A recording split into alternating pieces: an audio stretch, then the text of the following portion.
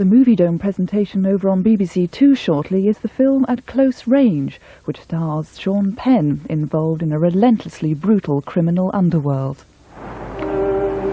I'm going to be just like you.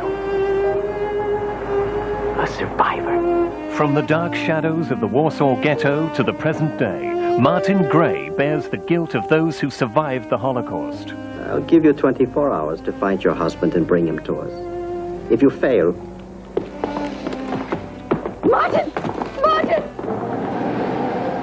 A man's triumphant fight with destiny, starring Michael York. No, Martin, come back! Sophia! For Those I Loved starts next Sunday, 8:35, BBC One.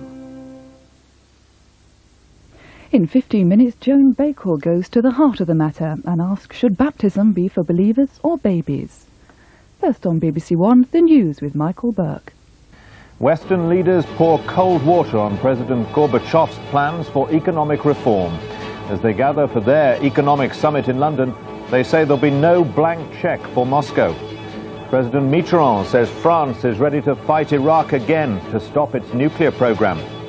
And Nigel Mansell wins the British Grand Prix.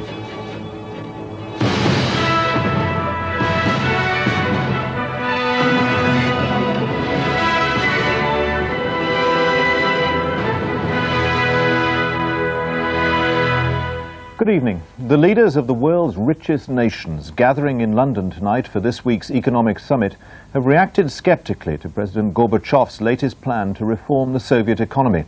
Mr. Gorbachev is coming to London on Wednesday to lobby the leaders of the so-called Group of Seven for Western aid. But Western leaders see little new in Mr. Gorbachev's plans and want to know why Moscow's still spending so much on defence. President Bush tonight echoed the Canadian Prime Minister Brian Mulroney in saying there'll be no blank cheque for Mr. Gorbachev. By the time President Bush arrived in London this evening, any lingering hopes of substantial cash for the Soviet Union had been finally dashed. The President said the best that could be offered was technical help, and even then economic reform would be needed before money could be well spent. There have been 9 plans to reform the Soviet economy in the past 18 months. Mr. Gorbachev will personally present the latest to the leaders on Wednesday. This morning, Mr. Major consulted with the Canadian Prime Minister, and they concluded that the Gorbachev plan was well-meant but inadequate. Whether the G7 will be able to respond to this, I somehow doubt it. I don't believe that you'll see either miracles or blank checks from the G7 summit. Mr. Major suggested the Soviet leader would face some sharp questioning. We will want to analyze it, consider it, discuss it, listen to President Gorbachev, and then we will be in a better position to draw conclusions about it. But when the summit begins tomorrow in Lancaster House, it looks like there'll be a division between France, Germany and Italy, who want to shore up Mr. Gorbachev's position, and the rest, who think money for him now would be wasted. In the British view, the Gorbachev plan fails to grasp the nettle of converting the Soviet Union to a market economy. Many of the terms used, like privatization, are misleading, in that they would not genuinely place companies in private hands. And at the end, the Soviet economy would still be under the control of central planners. But Mr. Gorbachev's advance man says the plan will go ahead. We shall do it ourselves in spite of anything, you know. We shall do it, but at the same time, if we have been supported, it will minimize the risk for us. Tonight, the Prime Minister welcomed Mr. Bush and his wife to Downing Street for dinner. It'll be a chance to talk about not just the Soviet Union, but Iraq, Yugoslavia, and the problems of the world economy. But there was also an honor for General Sir Peter de la Billiere, Britain's commander during the Gulf War. He was awarded the American Legion of Merit, the highest military award for non-Americans. The French President, François Mitterrand, has told President Bush that France would take part in any Allied action against Iraqi nuclear installations. Mr. Bush held talks this afternoon in Paris with the French leader on his way to the summit. Bastille Day, President Mitterrand had decided, was the natural occasion for a Gulf War victory parade. He made it a demonstration, too, of France's firm support for any future American action against Iraq. French troops could be used again, he said, if necessary. Force would be justified to stop Saddam acquiring a nuclear arsenal. there was another ceremony for President Bush's arrival. Iraq was top of the list of subjects the two leaders had to discuss. Mr. Bush, who said there was irrefutable proof that Saddam had been cheating, was happy to have such strong French support. We are together in the way we're looking at this situation in Iraq, the situation I'm referring to being Saddam Hussein's continuation of lying and trying to go forward with some nuclear capability. And that is a cause for alarm all over the world. Both leaders said they hoped that Saddam Hussein would comply wholeheartedly with the UN's wishes, but they wanted to leave him in no doubt what the consequences would be if he didn't. David Walter, BBC News, Paris. Saddam Hussein has asked the United Nations and the Arab League to protect him from any military attacks by the United States. Today he gave a new list of Iraq's nuclear facilities to the UN representatives in Baghdad. The United Nations are worried that the dispute will impede their relief efforts in the country. The first UN contingent has moved into Iraq's southern marshes, where thousands of Shia Muslims have taken refuge from Saddam Hussein's troops. The marshlands of southern Iraq are among the most inhospitable regions of the world. The water is unfit to drink and midday temperatures 50 degrees and more. Yet this is where those who feared military reprisals after the failed Shiite uprisings have gathered. There was not a soldier in sight when we arrived under government supervision, but aid workers said there'd been a huge army presence just days before. It's impossible to say just how many people have sought refuge in the marshlands, but talk of hundreds of thousands is almost certainly an exaggeration. What matters, though, is that as long as the military campaign to flush out the Shiite rebels lasts, civilians won't have the confidence to return to the cities. Those that do face a precarious life. Always a neglected region, it'll be the last to be rebuilt. These women have dug down to the water pipe after the supply was damaged by Allied bombing. The appearance of the first UN contingent in the marshes may mark a turning point, though many Iraqis remain suspicious of an organization that authorized the war. There's not only one UN, but many UNs, and that what we are doing, basically, is non-political, is objective, is humanitarian, and that it's very different from the decisions taken in that rather exclusive club, which is the Security Council. Thank you so much. So the challenge for the UN's new security force is to show that it can help the southern Shias, even when the Security Council and Baghdad are clashing over the nuclear issue. George Alagaya, BBC News in southern Iraq. British troops who've been protecting the Kurds for the last 3 months pulled out of northern Iraq today. Some are on their way back home. Others will join the new Allied Rapid Reaction Force, now being set up in southern Turkey. It'll be based at Silopi and 2 nearby airfields across the border from the Kurdish security zone. The decision to bring all the Allied troops out of Iraq back across the border into Turkey was announced in Washington only on Friday. But the Allies' declared intention to complete the movement of 3,300 troops by the time the sun sets on Monday will be realized. This afternoon, the first of 2 British convoys, more than a mile long, brought Royal Marines and their equipment across the border and into Turkey to assemble outside the Turkish town of Silopi, where, with the Americans, they'll form part of the Rapid Response Force, ready to go back into Iraq if Saddam Hussein's soldiers or secret police return to threaten the Kurdish population there. The Americans have almost completed their withdrawal, along with the French and the Dutch. Their headquarters, in the ruins of an Iraqi army base just inside the border, is almost empty. Only a few stragglers remain, seeking to repair faulty aircraft and machinery in the last few hours left of them, rather than leave them behind. British Chinook helicopters are lifting stores and equipment the few miles from the base in northern Iraq to the new assembly point in southern Turkey. There have been demonstrations by Kurds who want the Allies to stay, but today Kurdish guerrillas stood side by side with American troops, marshalling their military vehicles towards the border and out of Iraq. Michael Sullivan, BBC News, Northern Iraq. The American and Soviet foreign ministers have just ended their talks in Washington on reducing long-range nuclear arms. There are technical details still to be decided, but they say this won't be a problem. There are now hopes of a date being fixed for a superpower summit. It's a tremendous step forward to finalizing the START treaty. The long journey of 9 years is coming really to the end.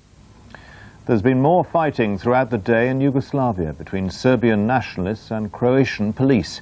It started in villages near Zagreb, and hundreds of police and troops were drafted to the area. 2 police stations came under attack by Serbians using machine guns, grenades and mortars. Croatian television reported that at least 1 policeman had been killed, but added that there had been deaths on both sides. Here, the Labour Party is calling for an official inquiry into the closure of the Bank of Credit and Commerce International.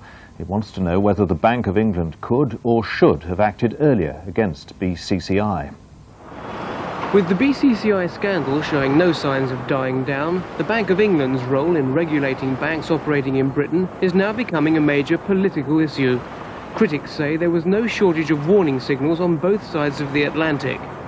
American officials were investigating BCCI's links with banks there as long ago as 1977. A decade later, the arrest of Panama's General Noriega led to BCCI admitting it laundered drugs money.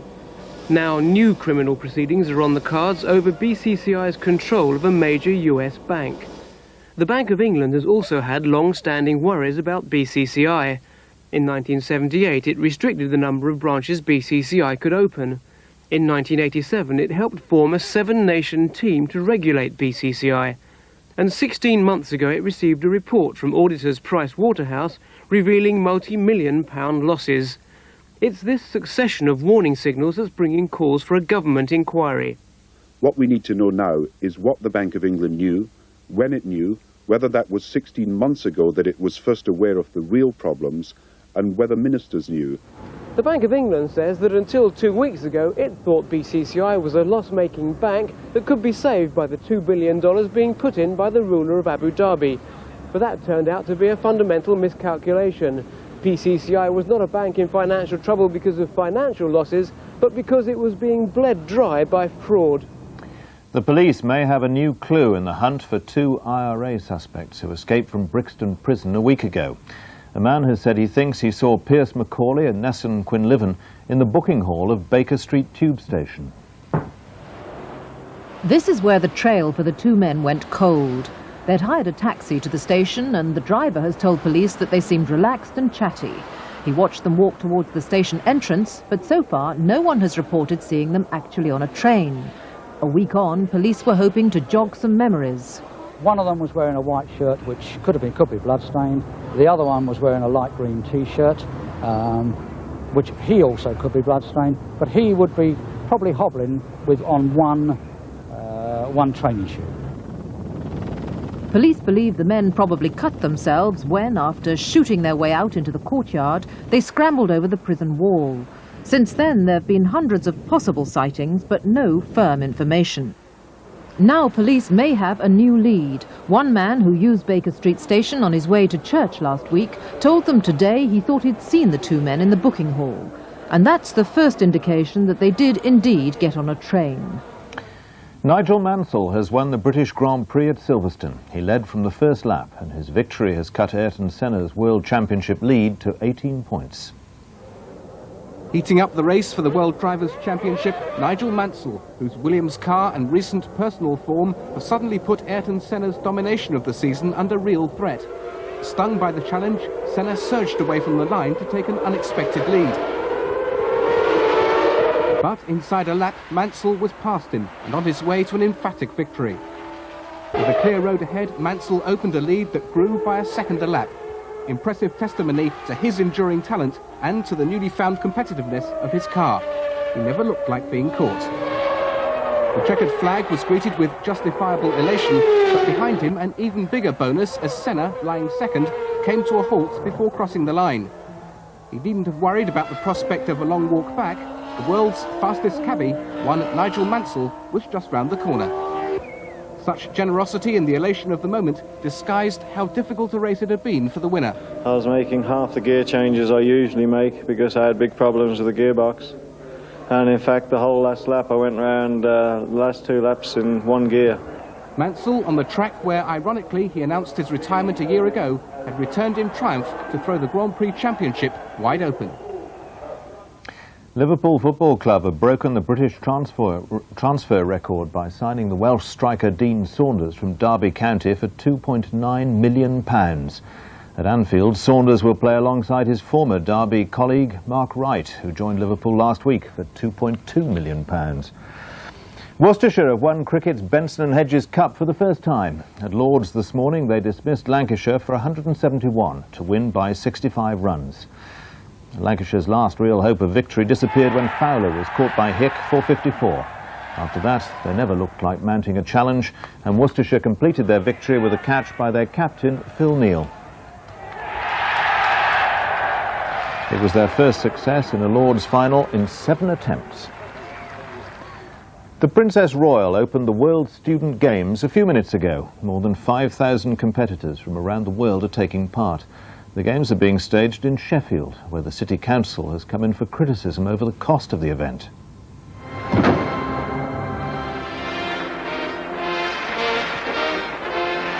An extravagant display to open the Games. Years of controversy surrounding this event were put to one side as athletes from more than 100 countries gathered in Sheffield. The event's patron, the Princess Royal, opened the Games in front of 25,000 people, filling the purpose-built stadium. Well done, Sheffield, and good luck, everyone. I now declare the 16th Universiade open. Preparations for the Games have been dogged by financial problems. The event has failed to attract major sponsorship, and Sheffield City Council expect to lose over £5 million. But that was temporarily forgotten as Britain's first astronaut, Helen Sharman, lit the sporting flame. And that's it from the newsroom this weekend. Good night.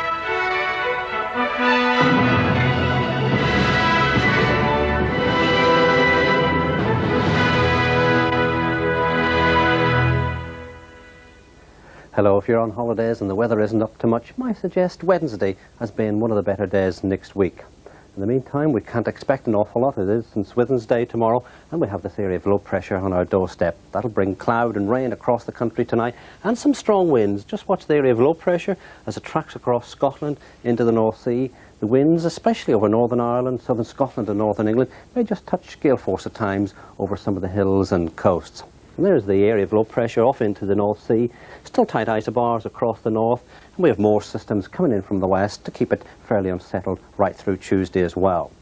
Let's follow the rain and cloud through tonight. Some heavy bursts for Northern Ireland, Scotland, Northern England, but in the south the rain fairly patchy. It clears away very quickly tomorrow, and then the latter part of tomorrow it's in the north and west and the south that we have the thicker cloud with some rain or showers from time to time. But much of England and Wales will finish off bright and with some sunshine.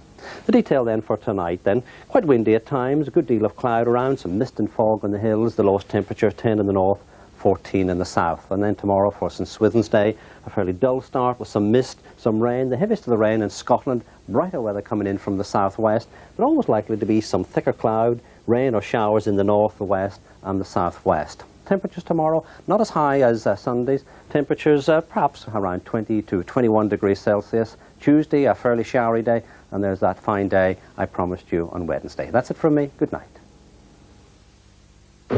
Monday night on One, Wogan's guests include Goldie Hawn and Kurt Russell with music from Beverly Craven at 7:30, Them and Us. Come on, Esme. Oh, what? Oh, 25 steps and no children allowed in the bar? We're going in anyway. It's going to cause trouble, Esme. What time is this? What time is this? 8 o'clock, and it's the final takeover bid. And at 8:30, Birds of a Feather. Get me letters? Yeah. See, I put a kiss on the bottom of each one. Oh, that was your signature. At 9:30, Panorama holds a special debate with Defence Secretary Tom King on the future of Britain's armed forces. Highlights for Monday night on BBC One.